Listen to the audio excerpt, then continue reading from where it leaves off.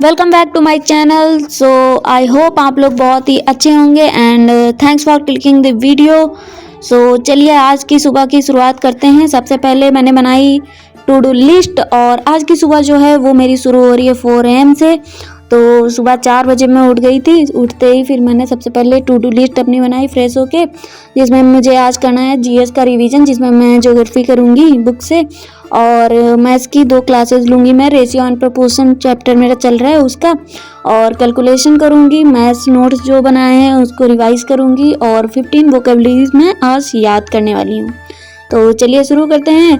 तो सबसे पहले मेरी शुरुआत हुई है आज चाय के साथ। तो चाय पीते पीते मैंने आज BSF SCM का एक नोटिफिकेशन आया था RWA डिफेंस के चैनल पे। सो मैंने उसे देखा क्योंकि मैंने BSF SCM का फॉर्म फिलअप किया था, काफ़ी टाइम हो गया है, और उसकी 2 जो नोटिफिकेशन है वो आ चुकी थी बट दोनों ही कैंसिल हो गई। तो अभी ये 3rd नोटिफिकेशन वायरल हो रही थी, सो उसी के बारे में वीडियो थी, तो मैंने देखी। और ये बाबू मुझसे मांग रही है नाश्ता चाय का, तो देख सकते हैं आप लोग। और फिर मैंने चाय पीते पीते ये वीडियो अपनी ख़त्म करी। तब तक मेरा नाश्ता भी आ गया, तो मैंने चाय के साथ अपना नाश्ता भी खाया। सो BSF का मुझे कुछ समझ में नहीं आ रहा कब फिजिकल होना है, कब रिटर्न होना है। फ़िलहाल देखते हैं, अभी तो कोई मतलब क्लियर नहीं हो रहा है कुछ। ये वाला भी जो नोटिफिकेशन वायरल हो रहा था, इसका भी मैंने जो वीडियो देखा, इसमें भी कुछ क्लियर नहीं है कि कब तक होगा, बस आइडिया ही लगा सकते हैं। तो देखते हैं कब तक होता है। बाकी प्रिपरेशन तो मेरी बस एक की ही चल रही है, SSC CGL 2026। सो बीच बीच में जो फॉर्म्स आते रहते हैं उन्हें मैं फिलअप करती रहती हूँ। और अभी ये जो 2025 के SSC के जितने भी आएंगे उनको भी मैं फिल करूँगी। सो फिर उसके बाद में मैंने अपना फर्स्ट स्लॉट शुरू करा। तो फर्स्ट स्लॉट मेरा ज्योग्राफी का रिवीजन करना था, सो मैंने उसे रिवाइज करना शुरू किया। सो ज्योग्राफी में मुझे बहुत सारे क्वेश्चन ऐसे मिले हैं ना, बहुत बढ़िया बढ़िया क्वेश्चन थे।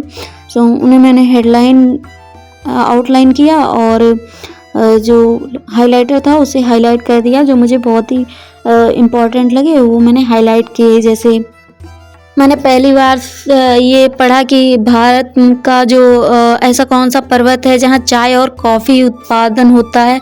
सो वो उसका आंसर था नीलगिरी। ये मेरे लिए बहुत ही नया क्वेश्चन था। और ऐसे ही बहुत सारे क्वेश्चन थे। एक था अपना ये राष्ट्रीय जल मार्ग जो सबसे बड़ा है भारत में, सबसे लंबा जिसे कहते हैं, वो कौन सा है। सो वो है अपना NW1 जो 1620 मीटर का है, और ये अपना इलाहाबाद से हल्दिया खंड को जोड़ता है। ये अपना सबसे लंबा जल मार्ग है, ठीक है। और एक अपना था ये जलोढ़ मिट्टी जो है ना, जलोढ़ मिट्टी को दोमट मिट्टी भी बोलते हैं। और ये चीज़ मतलब बहुत सारी चीज़ें ऐसी थी जो मुझे नहीं पता थी। जैसे अपना ये पश्चिमी घाट है, इसको सह्याद्री पर्वतमाला भी बोलते हैं। और नील नदी के बारे में भी बहुत सारी नई चीज़ें मुझे पता चली। जैसे नील नदी जो है वो धनुषाकार डेल्टा बनाती है और इसकी जो लंबाई है वो 6650 मीटर है। तो ज्योग्राफी का रिवीजन करने के बाद मैंने फिर सेकंड स्लॉट अपना शुरू किया। सेकंड स्लॉट में मैंने मैथ की क्लास लेनी शुरू करी, जो मुझे लेनी थी रेशियो एंड प्रोपोर्शन वाली। सो उसका मैं अपना ये RWA के जो SSC वाला चैनल है उससे मैं राहुल तेवतिया सर से ही पढ़ रही हूँ। मुझे मतलब बहुत मज़ा आ रहा है इस बार मुझे मैथ पढ़ने में, तो बहुत ही मज़ा आ रहा है। मुझे पहली बार मैथ समझ में आ रही है, लग रहा है कि मेरी नैया पार हो जाएगी। तो राहुल तेवतिया सर को मैं स्पेशली थैंक यू बोलना चाहूँगी कि मुझे पहली बार मैथ समझ में आ रही है। मतलब टीचर तो कोई भी बुरा नहीं पढ़ाते, सारा अपने हिसाब से अच्छा ही पढ़ाते हैं, बट डिपेंड करता है कि आपको किस टीचर से समझ में आ रहा है। सो मेरे लिए बेस्ट टीचर होने वाले हैं राहुल तेवतिया सर। तो ये क्लास ख़त्म करने के बाद तब तक मम्मी ने खाना लगा दिया था। तो खाना तो बहुत ही टेस्टी लग रहा था, तो मैंने कहा चलो फटाफट खा लिया जाए। और मुझे आलू मटर बहुत पसंद है। ये खाना खाने के बाद में मैंने अपने जो मैथ के नोट्स थे उनको प्रिपेयर किया, क्योंकि जो पढ़ते हैं ना हम, तो सवाल जो होते हैं ना उनको रफ पेपर पे मुझे करना बहुत ईजी लगता है। और फिर उसके बाद में मैं नोट्स अपना फेयर कॉपी पे अपने नोट्स बना लेती हूँ। कभी कभी मैं अपना क्लास लेते लेते ही नोट्स बना लेती हूँ, बट ज़्यादातर जो है ना वो मैं बाद में ही बनाती हूँ, क्योंकि अच्छे से बढ़िया नोट्स बन जाते हैं मेरे। और इस बार मैं सोच रही हूँ ज़्यादा बढ़िया ही नोट्स बना लेती हूँ, बार बार बनाने से अच्छा है, जब समझ में आ रहा है तो बना ही लेती हूँ। फिर उसके बाद में मैंने अपना ये नोट्स बनाने के बाद में अपने इंग्लिश की जो वोकेबलरीज थी 15 मुझे वो याद करनी थी। सो वो वोकेबलरीज मैंने याद करी, लगभग 30 मिनट मैंने पढ़ा उसको, तो याद ही हो गई मुझे 15 वोकेबलरीज, कुछ ज़्यादा नहीं होती। मैं सोच रही हूँ पर डे के हिसाब से मैं अपना 15 करके वोकेबलरीज याद करना शुरू करूँ, क्योंकि मुझे बहुत दिक्कत हो रही है। चलो ग्रामर का पोर्शन तो हो जाता है, बट ये वोकेबलरीज के चक्कर में मेरा सारा रह जाता है। और फिर उसके बाद में मैंने कैलकुलेशन को दिए अपने 30 मिनट। सो कैलकुलेशन में मैंने आज जो मल्टीप्लिकेशन होती हैं वो करी थी।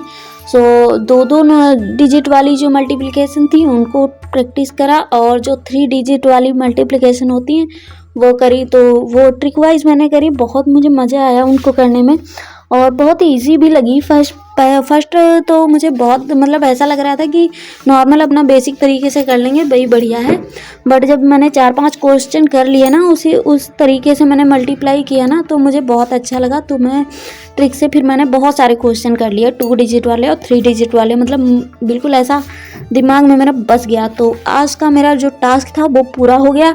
सो मैंने कर लिया अपना टिक, जीएस रिवीजन हो गया, मैथ्स रेशियो प्रोपोर्शन की 2 क्लास देख ली, कैलकुलेशन भी हो गई, मैथ्स नोट रिवाइज हो गए, और 15 वोकेबलरीज भी याद हो गई। सो आज मैं कर रही हूँ अपनी टू डू लिस्ट पे साइन। सो आज का टारगेट हुआ मेरा पूरा। मिलते हैं अगले ब्लॉग में, तब तक के लिए बाय बाय।